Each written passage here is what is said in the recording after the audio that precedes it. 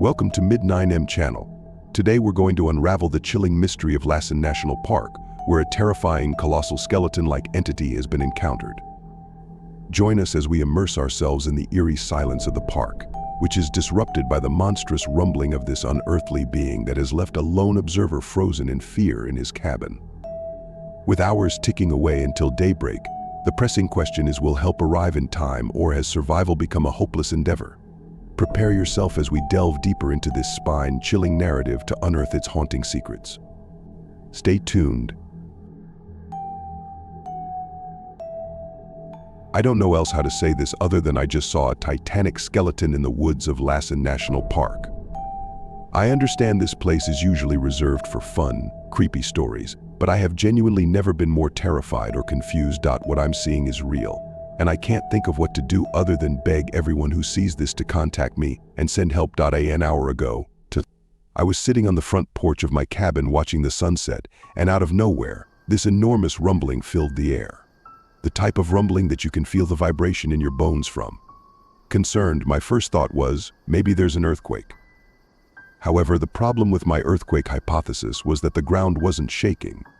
It felt more like a rhythmic vibration, almost as if there were intervals.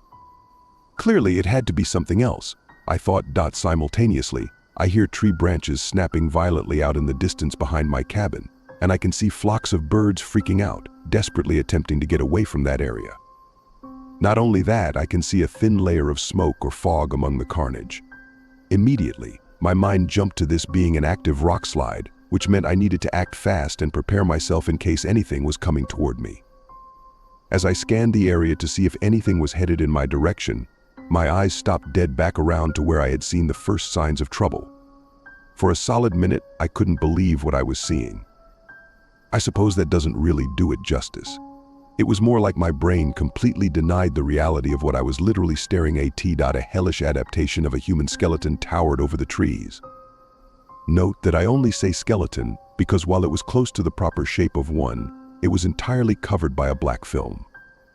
I would tell you that the film was the thing's skin, but it undulated and popped in weird spots like an unfathomably extensive collection of maggots, all moving in spastic and discontinuous patterns.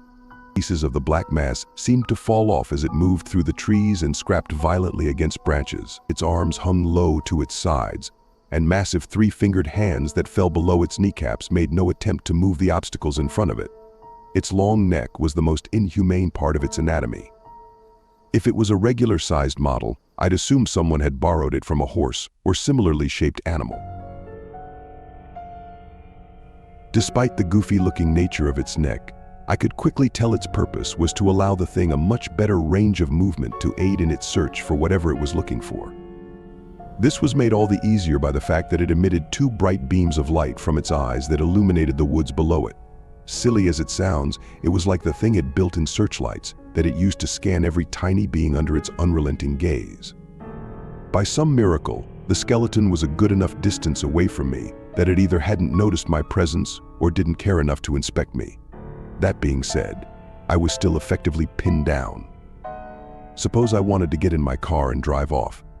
In that case, that'd require me going into the cabin, finding my keys, starting my car, turning on my headlights, and manually opening a decently sized steel gate just down the road.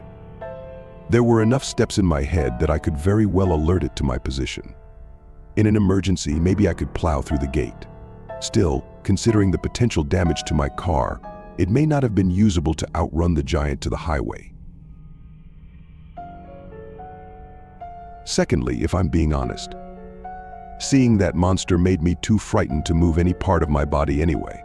Some of you may call me a coward, and that's fair. But when that early hominid part of your brain that saved our ancestors from cave lions and birds big enough to snatch children away tells you to stay put, you fucking stay put. Unfortunately, in staying put, I damn near almost lost my hearing when the skeleton opened its mouth and emitted what sounded like a profoundly distorted mule deer call. It searched around a small area for about 10 minutes, calling out at different frequencies. All this before, I shit you not, I sneezed. It stopped in the middle of its call, waited a couple seconds, and briefly switched to what sounded like a child on a loud intercom and said, "Hello." I felt my heart drop as the twisted puzzle pieces came together. Before I knew it, my hands were glued to my nose and mouth, fearing that the slightest breath would send it over to me in a frenzy. It took a single step in my direction and flashed those demonic eyes over my property. Luckily, the cabin blocked me from that wretched light, but I had clearly piqued its interest, and it was easily tall enough that it would be able to see me on the other side if it got close enough.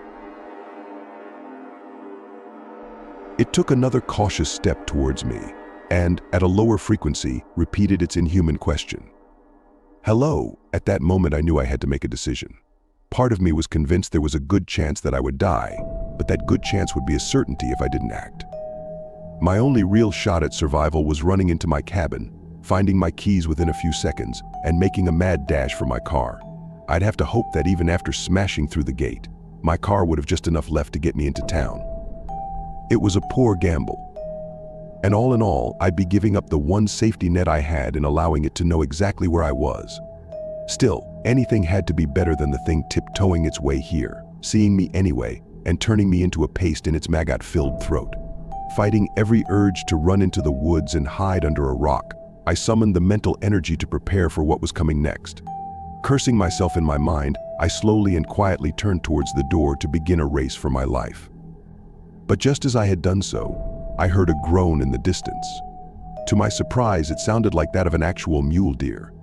The skeleton must have picked up on the noise at the same time. Its long neck immediately snapped in the direction of the sound.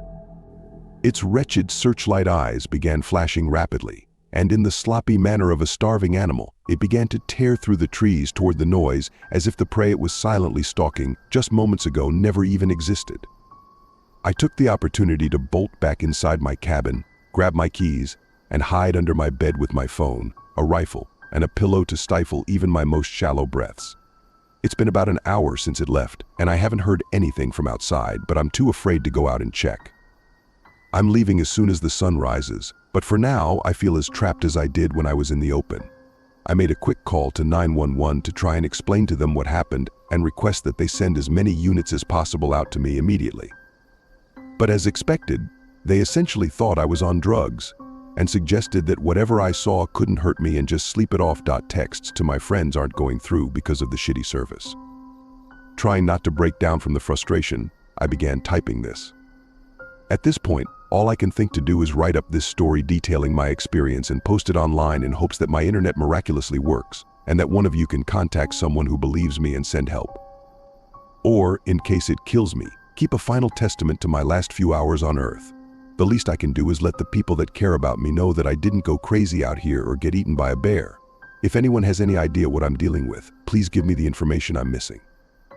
I'm unsure if there are similar stories around Lassen or if this is a first, but I need to know what's out there if I'm going to survive the night. Here's hoping. Once again, this isn't a joke for your entertainment. I'm not trying to scare anyone or be at the center of some urban legend. I'm just a really scared guy who's desperate for someone to believe him, and I'm begging everyone that reads this, please help me.